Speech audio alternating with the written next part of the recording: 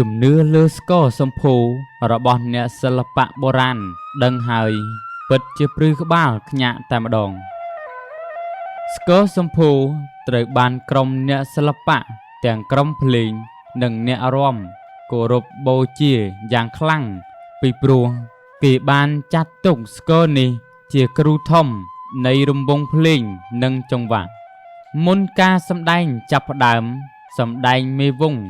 ភ្លេងត្រូវចាប់រៀបនំនែកចេកអំពៅផ្កាធូបទៀនដាក់ថ្វាយចំពោះស្គរសម្ភូនេះបើតាមការឲ្យដឹងពីព្រឹទ្ធាចារ្យឆែមសុងអ្នកកាន់ឧបករណ៍ស្គរសម្ភូនិងជាមន្ត្រីដែលកំពុងបម្រើការនៅក្រសួងវប្បធម៌លោកបន្តថាធ្វើបែបនេះ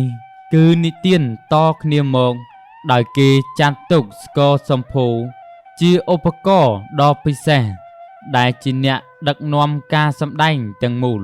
ស្គរនេះគេចាត់ទុកថាជាគ្រូធំដែលជាមេចង្វាក់ទាំងរាំច្រៀង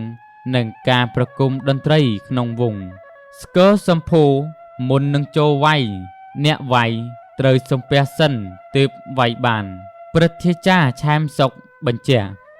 លោកមាសសម្បូរគ្រូឧបករណ៍បុរាណនៅសាលាមធ្យមសិក្សានិងវិចិត្រសិល្បៈក៏បានបញ្ជាក់ដូចគ្នាថាត្រូវតែរៀបចំដង្វាយថ្វាយបង្គំឬគោរពបូជាចំពោះស្គរសម្ភូមិនអាចអាក់ខានបានឡើយលោកបន្តថានៅពេលដែលភ្លេចគោរពបូជាគឺនឹងកើតហេតុផ្សេងជាច្រើនដូចជា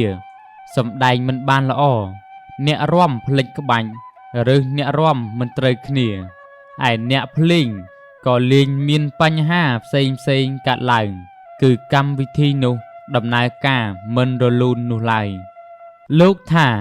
ការពីដើមឡើយគ្រូមុនពេលចេញស្បែកលោកបញ្ចុះអាថ័ន្តមុនអាគមគាថាជាដើមពេលនោះស្គរនេះកាន់តែខ្លាំងទៀតគឺគ្រាន់តែដើរកន្លង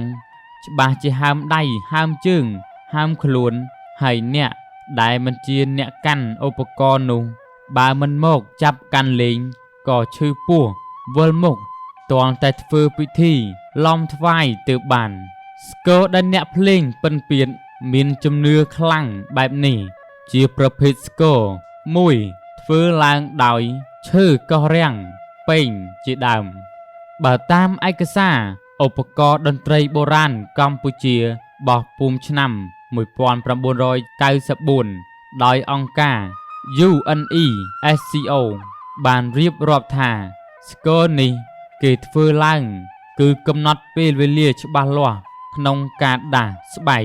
គឺជ្រើសរើសយកតែថ្ងៃប្រហ័សមួយថ្ងៃគត់ព្រោះជាថ្ងៃពឹសស្នូកាដោយគេមានជំនឿថាសំឡេងស្គរនិងពីរោះអន្ទងអារម្មណ៍អ្នកស្ដាប់ស្គរនេះមានតួនាទីកំណត់ចង្វាក់2ជាន់ឬ3ជាន់និងជាកន្លែងដែលគេអុជធូបទៀនផ្កាអុតទិសជូនចំពោះគ្រូតូចគ្រូធំទាំងឡាយនៃរង្វង់ភ្លេងបើទោះបីជាពេលវេលាបានដើរដល់សម័យទំនើបទៅហើយក្តីតែជំនឿអរូបីនេះនៅតែមិនទាន់មានអ្នកបកស្រាយឲ្យបាត់ចម្ងល់នោះទេកូនខ្មែរត្រូវតែដឹងអបិយជំនឿដ៏គួរឲ្យព្រឺសម្បុរជំវិញបាតុភូតសូរ្យដែលកើតមាននិងអាចមើលឃើញនៅក្នុងកម្ពុជាសូរ្យគឺជាបាតុភូតធម្មជាតិដែលគេអាចមើលឃើញពីផែនដីនៅពេលដែលដំណើរការគូចរនៃព្រះច័ន្ទឆ្លងកាត់ចន្លោះផែនដីនិងព្រះអាទិត្យហើយបានបាំងពន្លឺព្រះអាទិត្យយូរម្ដងមនុស្សជាតិអាចមើលឃើញច្បាស់ឬឃើញបន្តិចទៅតាមតំបន់ឬក្នុងប្រទេសនានាប្រទេសកម្ពុជាយើងត្រូវគេមើលឃើញមានបាតុភូតសូរ្យនៅថ្ងៃប្រហ័ស26ធ្នូ2019វេលាម៉ោង 10:31 នាទីព្រឹកពាក់ព័ន្ធនឹងជំនឿបាតុភូតនេះគេយល់ឃើញផ្សេងគ្នាទៅតាមតំបន់ដូចខាងក្រោម តារាវិទូនឹងជាប្រធានមន្ទីរស៊ើបអង្កេតក្រាហ្វិនក្នុងរដ្ឋ Los Angeles សហរដ្ឋអាមេរិកបានសរសេរក្នុងសៀវភៅថាអំឡុងមានបាតុភូតព្រះអាទិត្យនាំមនុស្សលោកទៅកាន់ភាពងងឹតបែបនេះគេមានជំនឿថាតំបន់នោះនឹងកើតមានភេរវកម្មដំណាំធ្លាក់ទិន្នផលនិងកើតគ្រោះមហន្តរាយធម្មជាតិផ្សេងជំនឿដ៏ពេញនិយមមួយនិយាយថាសូរ្យគ្រាសអាចនឹងនាំគ្រោះដល់ស្ត្រីកំពុងពពោះនិងមានកូនក្នុងផ្ទៃដែលពួកគេត្រូវសំងំនៅក្នុងផ្ទះអំឡុងពេលមានសូរ្យគ្រាសកើតឡើងឯស្ត្រីមានផ្ទៃពោះទាំងឡាយដែលគ្រោងនឹងបង្កើតកូនដោយការវះកាន់ត្រូវនាំគ្នាលើកពេលទាំងអស់ប្រជាជនចិនជឿថានឹងមានគ្រោះធម្មជាតិ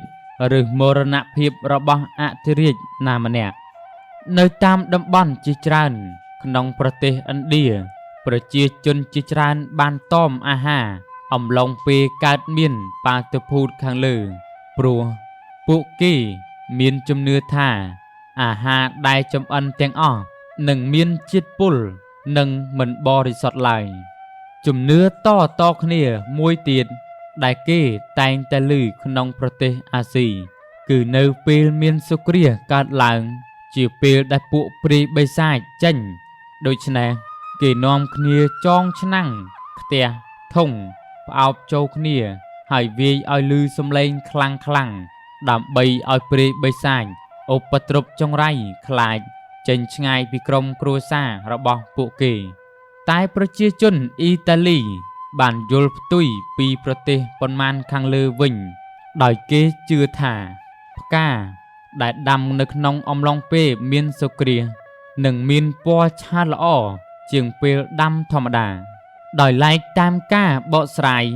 អ្នកវិទ្យាសាស្ត្រលើគ្រាសនិងស្ត្រីមានផ្ទៃពោះមានដូចខាងក្រោមបញ្ហាផលប៉ះពាល់របស់គ្រាសមកលើទារកនៅក្នុងផ្ទៃម្ដាយនៅមិនទាន់មានផុសតាងនិងការសិក្សាមួយច្បាស់លាស់នោះទេ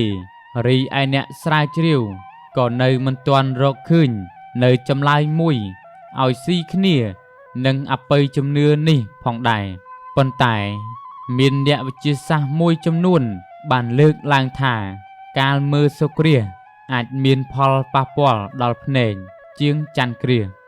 ការមើលសូរ្យគ្រាសយើងត្រូវសម្លឹងមើលព្រះអាទិត្យរហូតដល់សូរ្យគ្រាសចាប់ផ្ដើមប៉ុន្តែមនុស្សមួយចំនួនត្រូវរងចាំនិងសម្លឹងមើលព្រះអាទិត្យអស់រយៈពេលយ៉ាងយូរមុនពេលសូរ្យគ្រាសចាប់ផ្ដើមលេបរូបរាងដូច្នេះហើយពួកគេមិនបានដឹងទេថានៅពេលសម្លឹងមើលព្រះអាទិត្យយូរអាចមានផលប៉ះពាល់ដល់ភ្នែកពីព្រោះពន្លឺព្រះអាទិត្យមានវិទ្យុសកម្មដែលប៉ះពាល់ដល់រីទីណារបស់ភ្នែកជុំវិញរឿងបញ្ជាក់តាក់ទងរវាងគ្រាសនិងស្ត្រីដែលមានផ្ទៃពោះគ្រាន់តែជាជំនឿដែលនិយាយពីមាត់មួយទៅមាត់មួយតែប៉ុណ្ណោះព្រោះ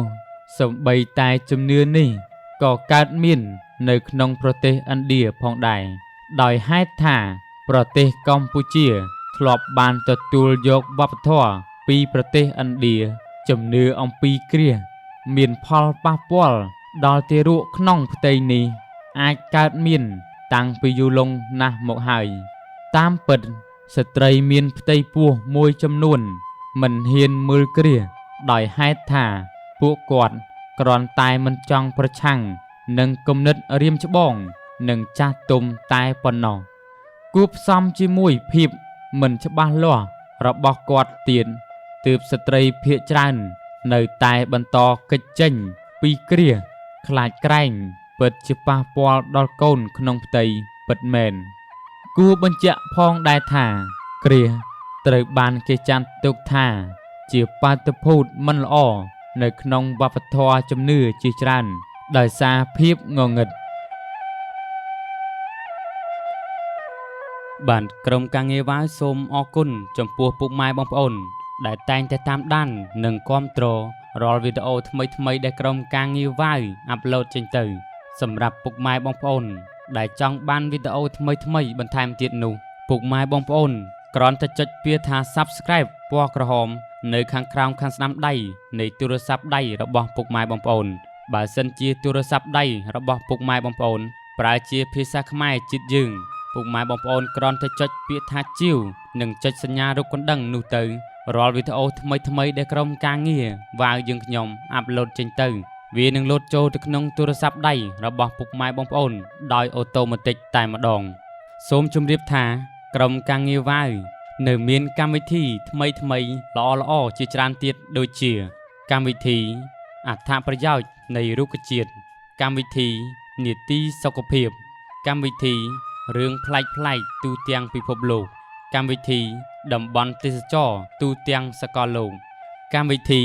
ផ្នែកកំណត់នៃភាពជោគជ័យកម្មវិធីនិទានសាមកុកនិងកម្មវិធីព័ត៌មានជាតិនិងអន្តរជាតិថ្មីៗទាន់ហេតុការណ៍ផងដែរប្រសិនបើពុកម៉ែបងប្អូនចង់តាមដាននៅកម្មវិធីណាមួយនោះឬក៏ពុកម៉ែបងប្អូនគិតថាកម្មវិធីណាមួយដែលល្អចង់តាមដានទស្សនាពុកម៉ែបងប្អូនគ្រាន់តែចុចលើ link ដែលក្រុមការងារវាវយើងខ្ញុំដាក់នៅក្នុង description ខាងក្រោមវីដេអូនីមួយៗពុកម៉ែបងប្អូនគ្រាន់តែចុចលើ link នោះទៅនឹងទទួលបានអ្វី